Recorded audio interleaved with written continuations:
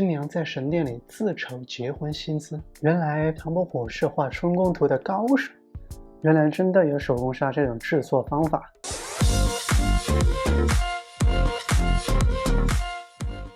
大家好，我是博正。《输赢艳艺录》这本书呢，讲的不是那种什么男欢女爱啊、淫词艳曲之类的东西。那为什么叫《输赢艳艺录》呢？那输赢呢是指作者他自称，那艳艺录呢就是指他收录了是很早以前的全球各地的那种奇风异俗。那很多这种奇风异俗简直是毁三观，闻所未闻。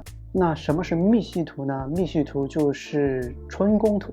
那春宫图为什么叫春宫图呢？最开始呢是在宫廷里边流传，是皇权呢雇佣一些御用画师来画一些男欢女爱的这种图画。还有关于春宫图的一个迷信的说法，说可以辟邪。那所以在书中说呢，在很多这种乡村里边呢，会把这种春宫图贴在这个柜子上啊、床上啊，怎么什么地方来辟邪。那甚至在有的墓道里边也会有春宫图。那这是一个迷信的一个说法。最让人想不到的是，被誉为江南四大才子的唐伯虎，居然是画春宫图的高手。那据说他的20多幅作品被收录在一本叫《鸳鸯图谱》的这个画册里边。那如果有兴趣的，可以搜来看一下。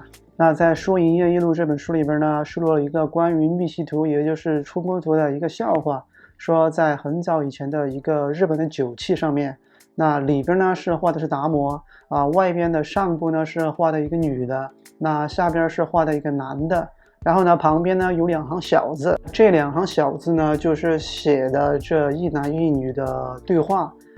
女的说：“我高高在上，如果被神明知道了，会不会惩罚我啊？”男的呢就在下面回了一句：“不要紧，不要紧。”古人车技挺好。书中说了关于这个手工纱的一个制作方法，那大家听听就好，千万别当真啊。他就说的是在5月初5这一天，也就是这个端午节这一天就开始喂这个手工，那也就是壁虎。那为什么呢？就是喂那个朱砂和那个牛羊脂，那一直要喂到第2年的5月5号，也就是第2年的端午节。那期间呢要喂满7斤的朱砂。那随着这个时间的推移，这个手工呢会腹部慢慢变红，那整体透红的一个状态。那到了第2年的这个端午节这一天呢，就把这个手工呢捣碎放在冲里边把它捣碎，然后呢取这个手工的血液，然后呢将这个手工的血液呢涂抹在这个妇人的这个手臂上说的是不管怎么样都洗不掉的，那只有和人以后呢它才会消失。这个呢就当一个奇闻异事听听就好了千万别当真。说到这个出夜权呢，是这个欧洲中世纪封建制度的一种吧，是一种奇异的这种结婚风俗。那什么意思呢？就是说在这个地主的地域内只要有新娘结婚，那这个新娘的守夜，也就是初夜，必须由这个地主进行享受。虽然说丈夫可以花钱去索取这种莫名其妙的义务但是呢还要看地主同不同意，那不同意也白搭。当地主挺好，别，千万别有这种想法。说的是出夜权这种呢是具有渊源的，在很早以前，就是原始社会那神权高于一切。那从事这个神职的人员，比如说教师僧侣就可以代使神行使一些权利。所以呢人们就会将这种第一个出生的小羊第一串成熟的葡萄以及这种出夜权那对神进行一个献祭，那祈求得到一个神的赐福。那书中说呢，相传在这个古希腊的时候，人们结婚，女的也就是新娘要将她的处女膜献祭给这个阳具之神。那说的是在结婚这一天呢新郎会陪同新娘以及新娘的家人来到神庙，那新郎和他们的家人呢会在神庙外面等着，那新娘独自一人到神庙里面去。那在神庙里面呢是有一个石雕的男像赤身裸体的那种男像，也就是男神然后呢新娘就在抱着石柱进行一番献祭。那当这个新娘走出这个神殿的时候呢，新娘就不再是处女了也就是得到了神的赐福了。处女的献祭呢，在这个书中说的是，本来可能是由这个神或者是神职人员来进行执行的。那在有的地方呢，可能是由父亲或者是兄长来执行，是不是又颠覆三观？那更有的地方是路过的陌生人都可以执行。那书中说，相传在那个古巴比伦的这个米利达地区呢，就是这样的。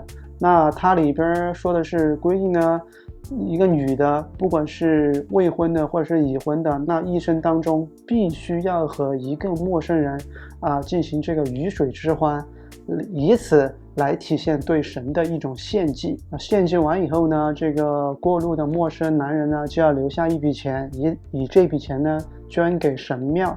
那相传呢，后来的娼妓业就是由此逐渐演变而来的。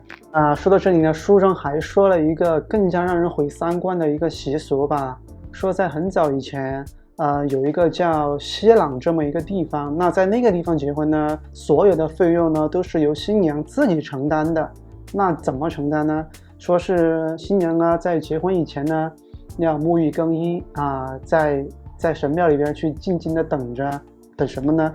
等那种过路的或者陌生的男子呢来光顾具体干什么呢？你们都懂光顾以后呢，会留下一笔钱很少的一笔钱吧。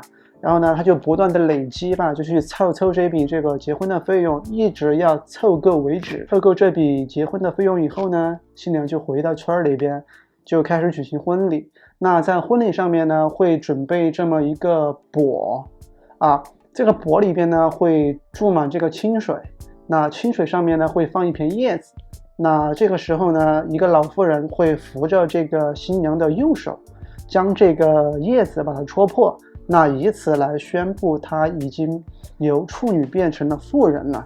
戳破以后呢，这个叶子有很大的用处，什么用处呢？就是会把这片叶子呢挂在这个屋顶上，那以此通告这个村里边的那个长老什么德高望重的人，告诉他们，那今天晚上呢，你可以进入这个新娘的房间对新娘表示敬意。什么毁三观的习俗，对吧？完全不可理喻。说了这么多呢，大家就把这一些当做一些奇闻异事来听吧，因为这本书出版也在很早以前的事儿了。也千万别当真就当一个奇闻异事听就好。那如果你有相关的或者说知道的一些奇闻异录毁三观什么好玩的事情，你都可以留言告诉我让我也见识见识，看有没有更加毁三观的事情。最后呢，如果你觉得本期视频还 OK 的话，那就麻烦你给我一个点赞、评论、订阅，打开小铃铛。下次见，拜。